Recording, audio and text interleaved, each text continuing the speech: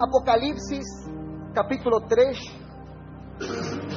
no versículo 1, diz assim: ao anjo da igreja em Sardes, escreve: isto diz aquele que tem os 7 Espíritos de Deus e as estrelas. Conheço as tuas obras, tem nomes de que vives e estás morto. Esta carta dirigida ao líder da igreja, desta igreja, Sardes, nesta carta se diz que o líder da igreja compara o líder da igreja com um anjo. Por quê? Anjo é anjo e ser humano é ser humano, homem é homem. Óbvio que o pastor não é um anjo, mas ele é comparado a um anjo. Por quê? Porque ele é comparado a um anjo? Porque um anjo é um mensageiro. Um anjo é aquele que leva a mensagem. E o papel do pastor, o trabalho do pastor, um dos trabalhos do pastor é ser canal, é ser mensageiro de Deus aqui na terra. Não somente para a sua congregação, mas também, principalmente, para os que não são da sua congregação, os que estão lá fora, perdidos, fora das 4 paredes do templo. Então nós entendemos o seguinte: qual é o motivo pelo qual o pastor ele é comparado com um anjo? Porque ele tem uma responsabilidade de trazer a mensagem de Deus para seu povo. Agora, quando o pastor ele está alinhado com Deus, sua mente, seu coração, sua vida íntima está alinhada com Deus, ele consegue ser um bom mensageiro. Ele consegue ser um pastor que ele ministra uma palavra onde realmente as pessoas recebem vida. Elas são edificadas. As vidas são tocadas, impactadas pelo que Deus fala através desse anjo, através desse servo, através desse pastor. Agora, em Ezequiel capítulo 28, nós vemos uma mudança. Nós vemos um anjo se transformando em demônio. E vamos entender como aconteceu e por que aconteceu isso. Ezequiel capítulo 28, vamos ler juntos. No versículo 12.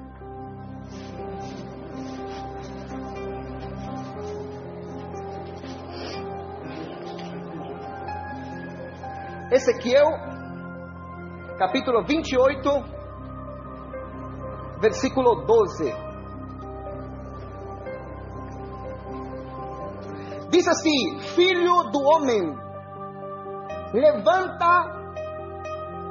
uma lamentação sobre o rei de Tiro e disse-te: assim diz o Senhor Deus, tu eras o selo da perfeição, cheio de sabedoria e perfeito em formosura. Vamos ler até o versículo 19. Estiveste no Edém, jardim de Deus, cobrias-te de toda pedra preciosa, a cornalina, o topázio, o ônix, a crisólita, o berilo, o jaspe, a safira, a granada, a esmeralda e o ouro. Olha toda a glória que tinha, né? Todos os atributos, todo o privilégio que ele tinha. Em ti se faziam os teus tambores e os teus pífaros. No dia em que foste criado foram preparados. Eu te coloquei, olha o que diz, com o querubim da guarda. Estiveste sobre o monte santo de Deus. Andaste no meio das pedras afogueadas. Deus colocou ele em um lugar privilegiado, como nos colocou a nós também, pastores, pastoras, servos e servas. Perfeito eras nos teus caminhos, ou seja, andava reto diante de Deus. Desde o dia em que foste criado, até que em ti se achou o quê? Iniquidade. Versículo 16. Pela abundância do teu comércio, o teu coração se encheu de violência, e pecaste pelo que te lancei profanado, fora do monte de Deus. E a querubim da guarda te expulsou do meio das pedras afogueadas. Elevou-se o teu coração por causa da formosura, da tua formosura. Corrompeste a tua sabedoria por causa do teu resplendor. Por terra te lancei diante dos reis, te pus para que te contemplem. Versículo 18 e 19. Pela multidão das tuas iniquidades, na injustiça do teu comércio, profanaste os teus santuários. Eu, pois, fiz sair do meio de ti um fogo que te consumiu a ti, e te tornei em cinza sobre a terra, à vista de todos os que te contemplavam. Ou seja, passou muita vergonha. Versículo 19, por último. Todos os que te conhecem entre os povos estão espantados de ti. Chegaste a um fim horrível, e não mais existirás por todo sempre. Olha, como é possível que este ser, depois de estar diante da presença de Deus, isso que nós temos que entender, como é possível que este anjo, depois de estar diante da face de Deus, face a face com o Pai, servindo de perto num lugar tão privilegiado, com todos os atributos, com todos os privilégios que a gente leu aqui, que ele, depois de ter tanta intimidade com o Pai, ele venha pecar e cair como ele caiu. Como é possível isso? Por que acontece, e agora vamos levar isso para a nossa vida, que um anjo de uma igreja, ou seja, um pastor, ou um líder, ou um membro, ele possa estar com uma intimidade tão profunda com Deus, com uma vida tão reta, um coração tão limpo e puro, uma visão clara do seu propósito, do seu chamado, durante muito tempo, e depois de muito tempo, acontece algo, que as pessoas até ficam espantadas, dizendo: eu conheci esse homem, eu conheci essa mulher, era uma pessoa de oração, eu senti a presença de Deus através da vida dessa pessoa, era uma pessoa que estava, como a gente leu aqui, realmente diante de Deus diariamente. Esse anjo que a gente leu, ele servia lá, ele andava entre as pedras, ele estava perto do trono, ele tinha um lugar privilegiado, ele estava face a face com Deus. Mesmo assim, ele pecou e ele perdeu tudo aquilo que ele tinha. Ele foi criado com um propósito, Deus colocou ele num lugar, mas mesmo assim ele falhou. E por que ele falhou? Nós vamos entender por que ele caiu de lá em Isaías capítulo 14, ali está escrito 3 coisas que ele fez, que ele pensou e desejou, que fez ele perder isso. Isaías capítulo 14, vamos entender ali juntos.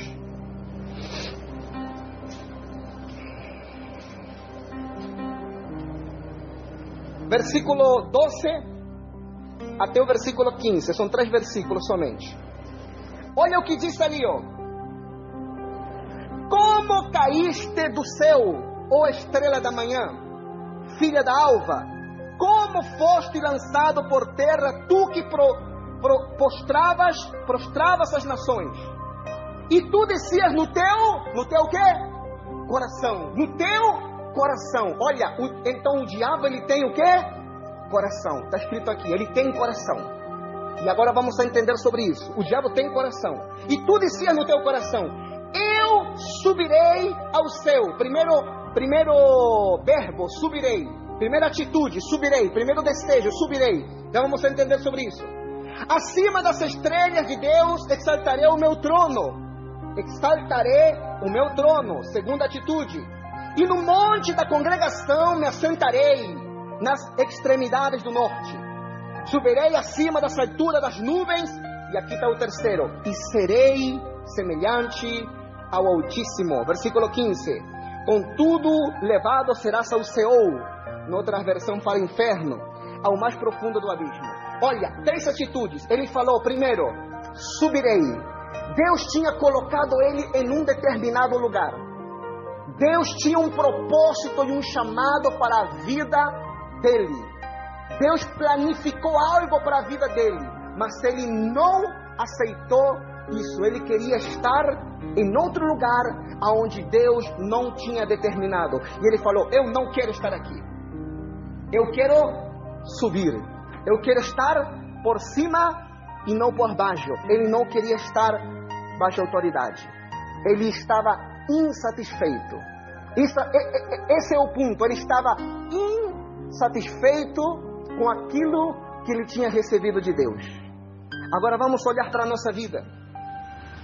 Pastores, líderes insatisfeitos com a congregação que tem, com os líderes que tem, com os membros que tem, a insatisfação daquilo que Deus deu na mão dele, ou com o chamado de Deus na vida dele, é o começo da queda, o começo da caída, o começo do esfriamento, o não aceitar o que Deus tem para mim, o chamado de Deus para mim, ou até cumpro o chamado, mas estou insatisfeito, reclamando. O segundo, ele falou: exaltarei o meu trono. Olha aqui, quantos pastores querem exaltar o seu trono dentro do reino de Deus, e isso causa divisão.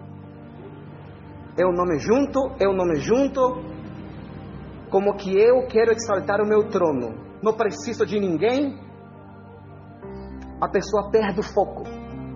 A pessoa, ela quer se promover, ela quer ser convidada, que não é ruim, é bom pregar e ser usado por Deus, mas o alvo dela é exaltar seu trono, é ficar conhecido, ficar famoso, pregar em muitas igrejas, exaltar o seu trono, exaltar o seu trono. Eu preparo uma boa pregação, não é para transmitir vida, é para poder exaltar o meu trono. A intenção está errada. Eu tenho que preparar uma boa palavra? Tenho. Mas com qual intenção? De exaltar o meu trono? Não, de abençoar as pessoas. A intenção pura de abençoar as pessoas. Pura de abençoar as pessoas. E por último, ele falou: serei igual a Deus. Pérdida de identidade. A pessoa se acha. É tão ruim quando nós, pastores, nos achamos, perdemos a identidade do que somos em Deus e queremos ser mais daquilo que fomos chamados para ser. Queremos ser mais que, nos consideramos mais que um membro. Pensamos que eles estão por debaixo de nós. Essas três atitudes levaram a que Lúcifer seja tirado do lugar onde Deus tinha colocado ele. Tinha um propósito para a vida dele, tinha um chamado para a vida dele, mas essas três atitudes fizeram ele perder. Agora vamos comparar a atitude do Lúcifer com a atitude do nosso Senhor Jesus. Filipenses capítulo 2, por favor. Filipenses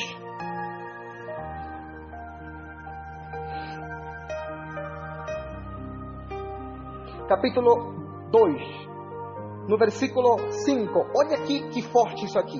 Olha que bom isso aqui. Fala assim: tende em vós aquele sentimento que houve também em Cristo Jesus. Até o versículo 9.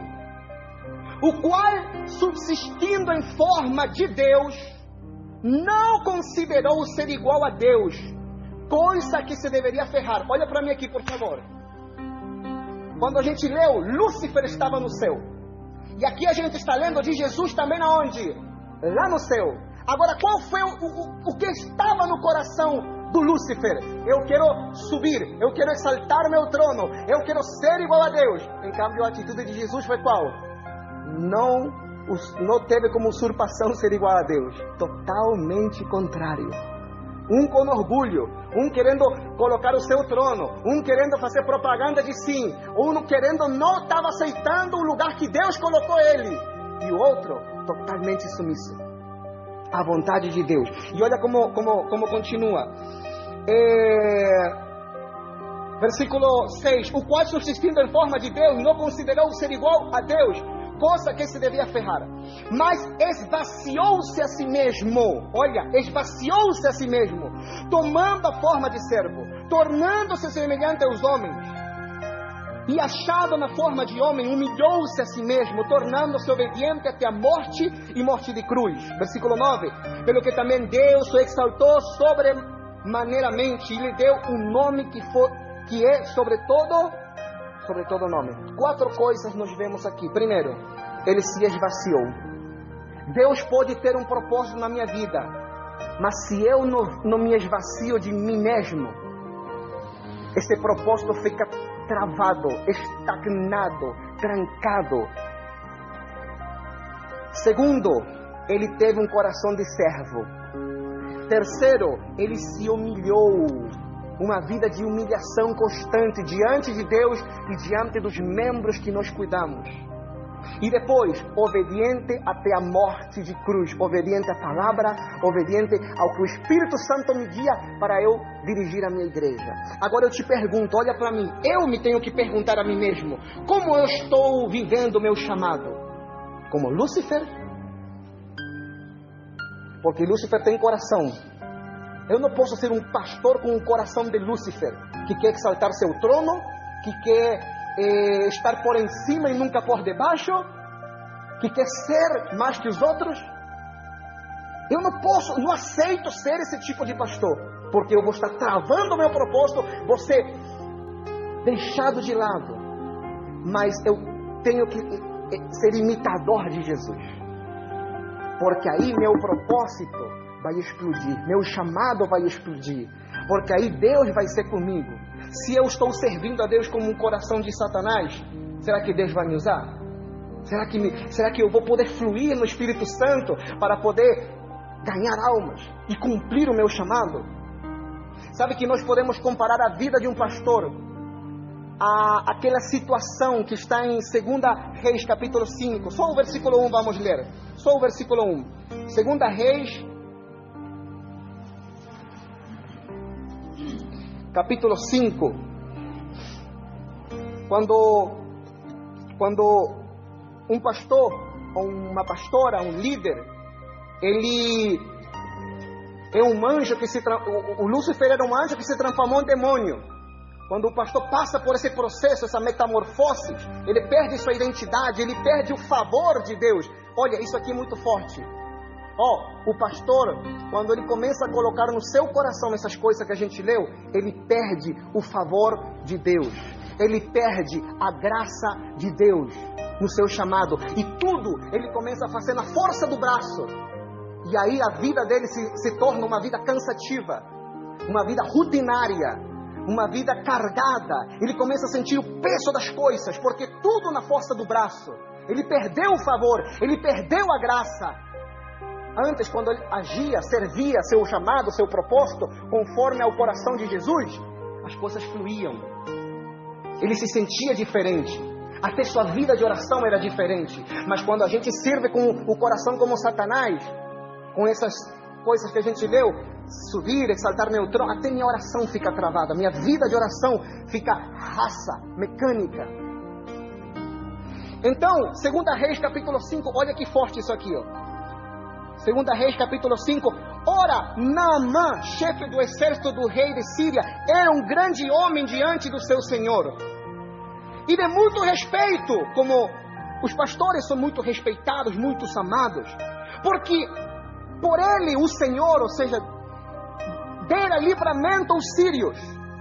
Era homem valente, porém, diga aí, porém, leproso. Só isso vamos ler.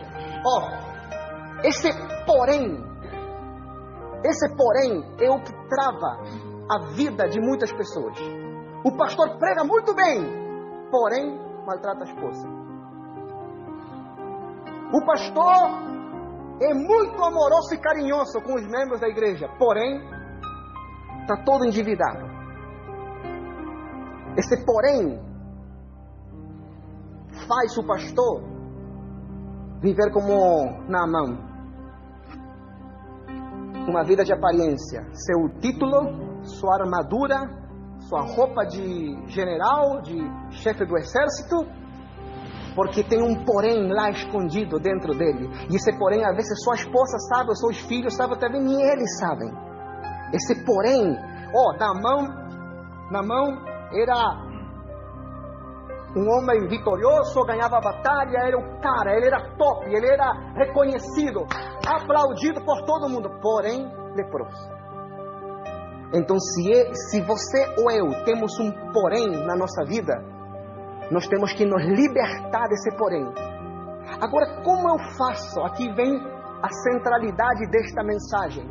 Como eu faço para me libertar do porém? Duas coisas. Uma, no mesmo capítulo, Naamã teve que mergulhar 7 vezes.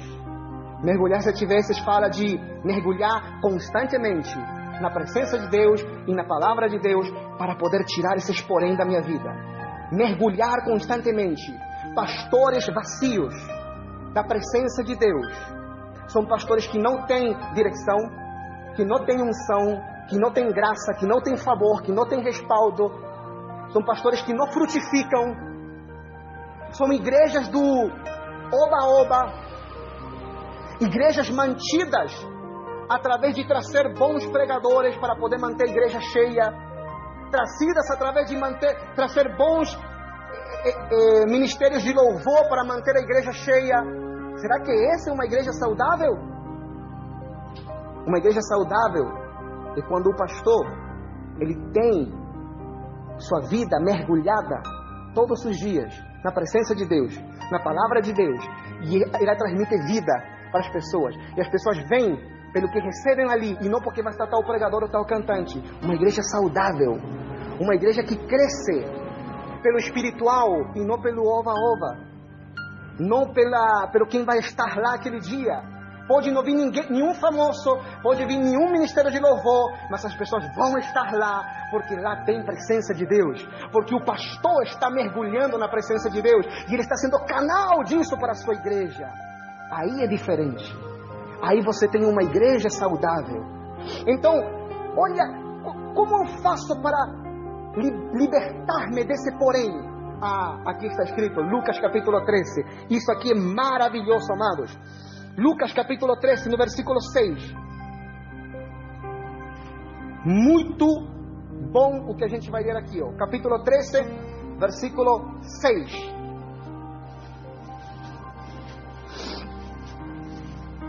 Diz ali: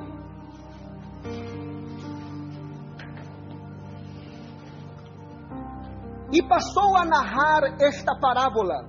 Certo homem tinha uma figueira plantada na sua vinha, e indo procurar fruto nela, e não o achou. Disse então ao viticultor: eis que há 3 anos venho procurar fruto nesta figueira, e não o acho. Corta para que ocupa lugar ela ainda a terra inutilmente. Para que ocupa ela ainda a terra inutilmente? Versículo 8. Respondeu-lhe ele: Senhor, deixa este ano ainda. Olha o que ele falou ali. Aqui vem o foco. Até que eu faça o quê? Cave em derredor e lhe deite estrume, o adobo, né? Abono. E se no futuro der fruto, bem, mas se não, corta-las. Olha aqui, ó. Imagine que essa figueira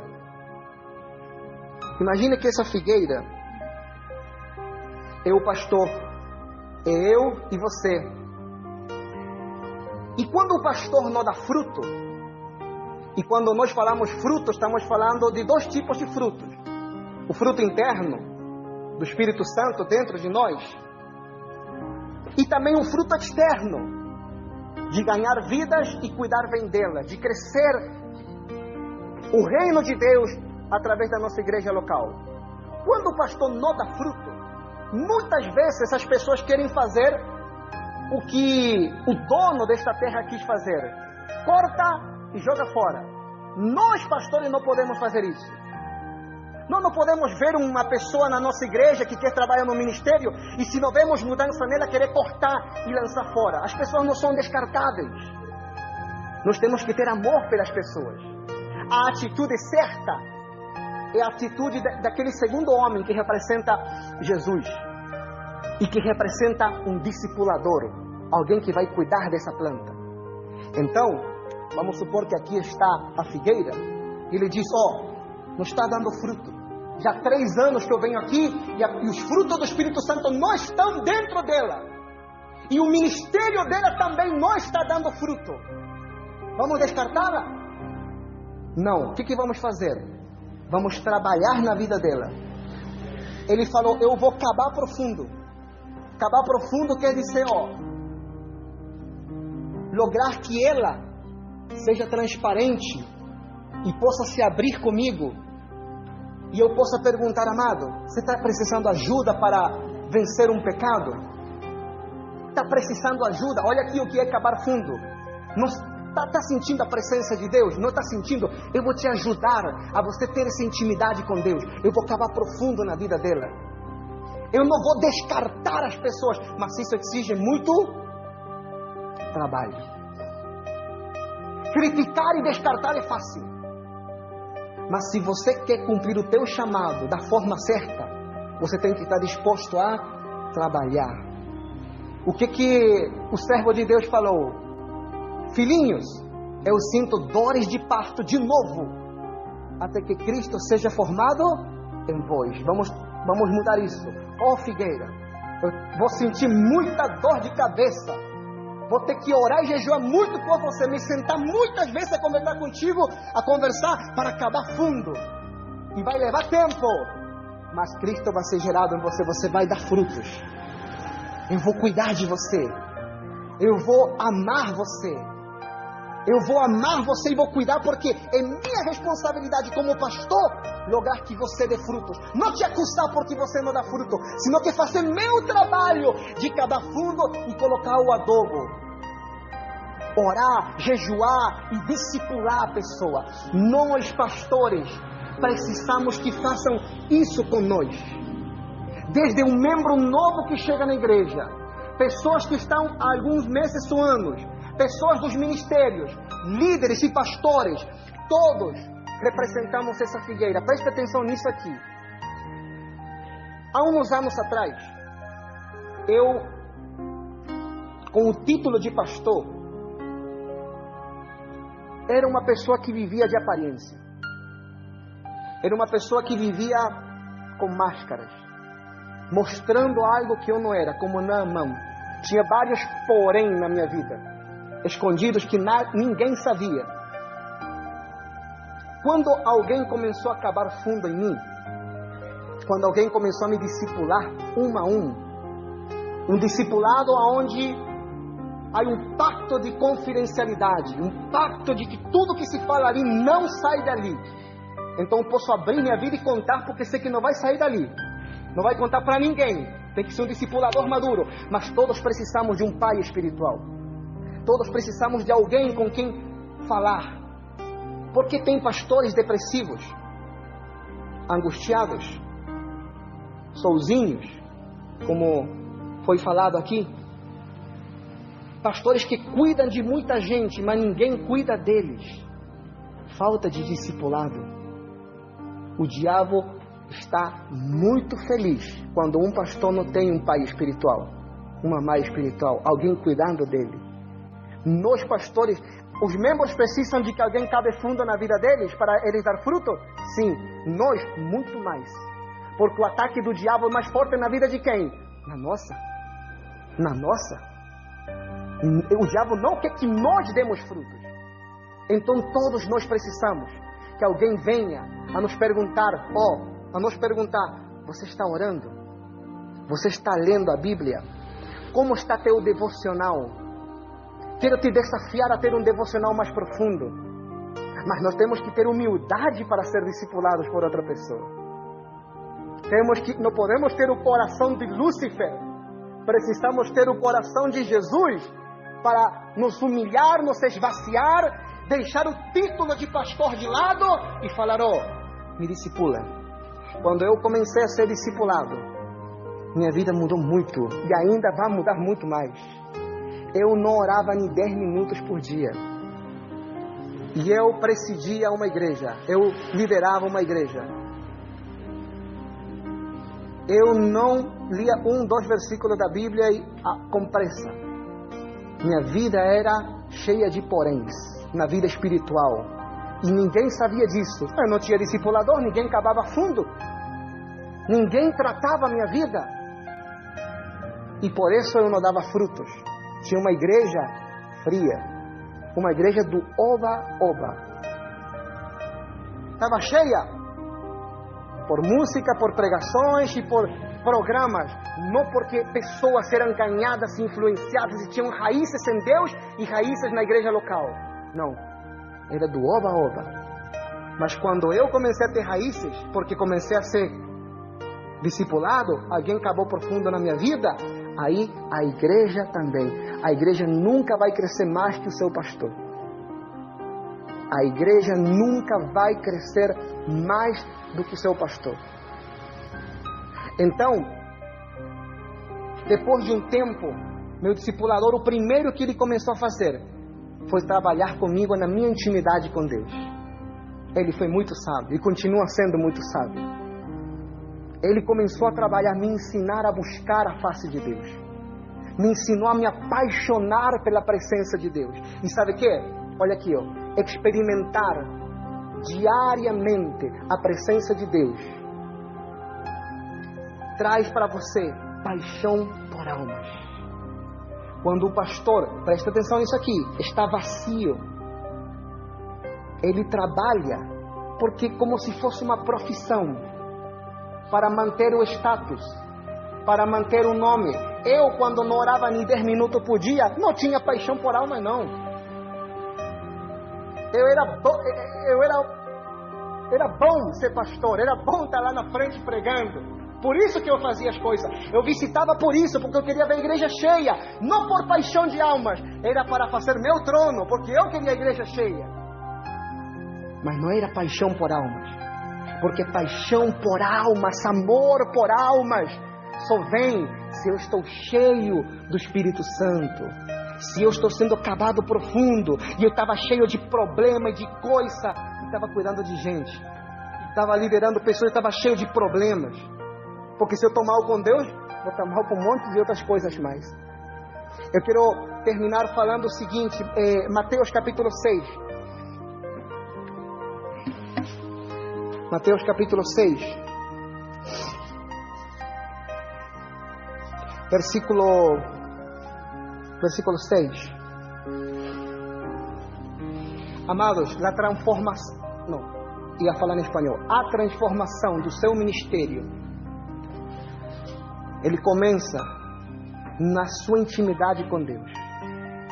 Na sua intimidade com Deus. Olha aqui, que forte isso aqui, ó. Mas tu, quando orares, entra no teu quarto e fechando a porta, ora a teu pai que está em secreto. Teu pai que está em secreto. Aqui vem a parte forte, ó. E teu pai que vê em secreto te recompensará em público. Olha aqui, ó. O público é o resultado do secreto.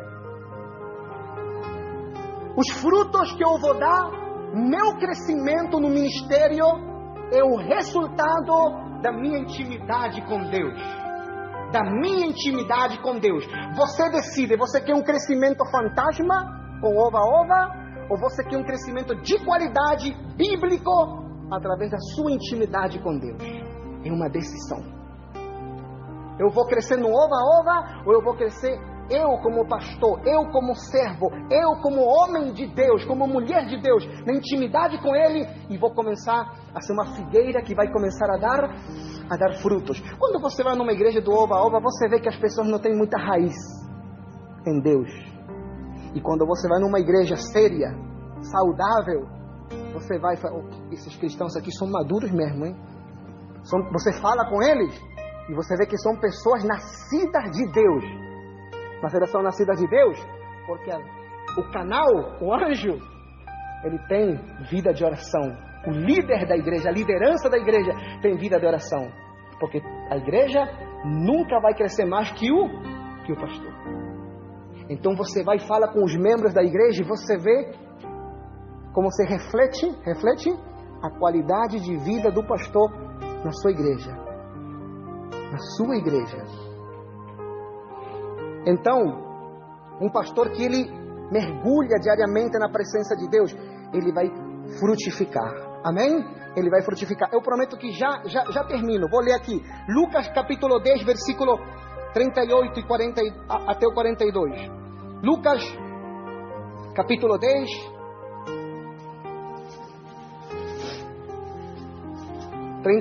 olha que forte isso aqui, ó. Que forte isso aqui, amados. Ora, quando iam de caminho, entrou Jesus numa aldeia, e certa mulher por nome Marta, o recebeu em sua casa. Tinha esta uma irmã chamada como? Maria, a qual, sentando-se aos pés do Senhor, ouvia a sua palavra. Marta, porém, andava preocupada com muito serviço, e aproximando-se, disse: Senhor, não se te dá que minha irmã me tenha deixado a servir sozinha? Disse depois que me ajude. Respondeu-lhe o Senhor: Marta, Marta, estás ansiosa e perturbada com muitas coisas. Entretanto, poucas são necessárias, ou mesmo uma só.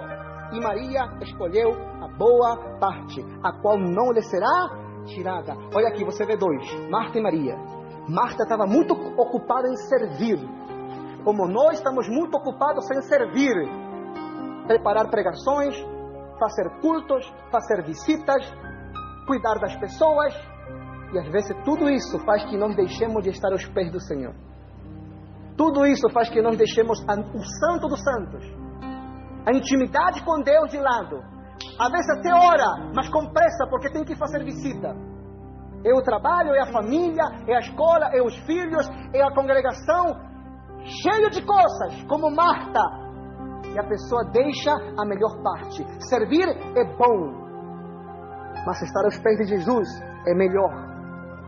Tem que ser feitas as duas coisas. Eu não posso servir a Deus sem ter Deus. Eu não posso falar de Deus estando vazio de Deus. Meus 10 minutos de oração foram aumentando para 15, para 20, para 30. Hoje em dia eu consigo fazer um TCD, meu pacto com Deus e com meu discipulador, que eu presto contas da minha vida, é de ter 4 horas diárias de TCD, de tempo a sós com Deus. 4 horas que eu invisto na minha intimidade com Deus. Para mim isso é uma grande vitória. Alguém que alguns anos atrás orava 10 minutos e de forma superficial, que orava 10 minutos porque tinha muitas coisas para fazer, como Marta, muito serviço, muito do ministério, muito da obra, e pouco de intimidade com Deus. Era tudo na força do braço. Pessoas sem raízes, membros sem nascer de novo, porque eu estava falhando. Para que as pessoas na sua igreja nasçam de novo, experimentem um novo nascimento, isso tem que ser canalizado através do pastor. O pastor é um canal. Você tem que ter primeiro essa intimidade com Deus. Você tem que ter primeiro. Eu quero terminar falando o seguinte: os discípulos, quando conviviam com Jesus, que discipulado não é um curso, né? Discipulado é relacionamento. Discipulado, Jesus não dava cursos. Como Jesus discipulava? Com relacionamentos. Comia com ele, dormia com ele, escutava eles, falava, ensinava, orientava. Paternidade espiritual. Como Barnabé fez com Paulo, como Paulo fez com Timóteo, com Onésimo, e Timóteo com outros, Pedro com outros. Discipulado e relacionamento. Acaba profundo, não é curso. Curso não acaba profundo. É me sentar sós com a pessoa e acabar profundo na vida dela, sem ser dominador, sem ser Hitler, sem ser alguém que vai acusar a pessoa. Ao contrário, muito amor na minha vida, muita presença de Deus, muito amor por essa pessoa, porque meu objetivo não é destruir essa figueira, é fazer que ela dê frutos. Então os discípulos andavam com Jesus, e eles viam Jesus ressuscitando mortos, e eles viam Jesus levantando paralíticos, eles viam Jesus curando cegos, mudos, pessoas com lepra curadas. É algo sobrenatural para eles. Só que eles sabiam que ele era o Filho de Deus. Mas Jesus, o que a gente leu lá em Filipenses 2:5-9? que ele se esvaziou de si mesmo. Olha aqui, ele se esvaziou. Então, quando ele veio aqui na terra, ele se esvaziou de todos esses atributos. E para ele conseguir fazer tudo o que ele fazia, ele tinha uma vida de oração constante. Eles viam Jesus indo para o monte orar. Eles iam dormir e perguntavam: onde está Jesus? Está lá, orando no monte. Aí no outro dia acordar: onde está Jesus? No monte, orando. Eles eram discipulados na prática. Na prática. E o que acontece? Lá em Lucas 11:1, eu vou ler para vocês. Lucas 11:1 diz assim, ó: estava Jesus em certo lugar orando, e quando acabou, disse-lhe um dos seus discípulos: Senhor, ensina-nos a orar, como também João ensinou aos seus discípulos. Olha aqui, ó, eles tinham entendido, presta atenção aqui, ó, que todo o que Jesus fazia, todo o sobrenatural que acontecia no ministério do Senhor Jesus, ressuscitar morto, pregar e multidões seguiam ele, era sobrenatural, poderoso, tudo era por causa da vida de oração que ele tinha. Então, eles não pediram: nos ensina a expulsar demônios, nos ensina a pregar como pregas, nos ensina a curar doente, a ressuscitar morto. Não, eles sabiam que tudo isso era o resultado de uma vida de... Então eles falaram: nos ensina a orar, entendimos o segredo, então vamos colocar nós ali, vamos ter uma vida de oração. Porque se a gente tem uma vida de oração, se somos pastores que investem tempo em oração, os paralíticos vão começar a caminhar, os demônios vão começar a ser expulsados, a pregação do domingo vai ser muito gostosa, não somente palavras bonitas, vão ser pregações com vida, com unção, com vida e com unção. Eu quero terminar, fica de pé por favor, para terminar. Amados, antes de que sua igreja, nossa igreja cresça, a gente tem que crescer na intimidade com Deus, amém? Antes de que nossa igreja cresça, nós temos que crescer na intimidade com Deus. Eu vou ler para você, Efésios, último versículo que eu vou ler, últimos dois. Qual é a estratégia que Deus colocou na Bíblia? Como a gente tem que levar à frente a igreja? Como? Efésios capítulo 4, versículo 11 e 12. Olha o segredo aqui, ó. E Ele deu a uns como apóstolos, e outros como profetas, a outros como evangelistas, a outros como pastores e mestres. Ele colocou líderes, né? Mas para quê? Para que você sozinho faça a obra de Deus? E toda a igreja fique aqui sentada como espectador? Toda a igreja sentada de braços cruzados, esquentando o banco, esperando que Jesus volte? E só aquele que tem um título vai servir a Deus? Esse não é o modelo de igreja que Deus quer. Ele falou: eu coloquei alguns como apóstolo, profeta, evangelista, pastor e mestre. Versículo 12. Tendo em vista, ou seja, como propósito, como objetivo, o aperfeiçoamento dos santos, a maturidade dos santos, o crescimento dos santos, o desenvolvimento dos santos. Os líderes têm que trabalhar para o aperfeiçoamento dos membros, dos santos. Os santos são os membros, né? Para quê? Para a obra do ministério, para a edificação do corpo de Cristo. Para a obra do ministério.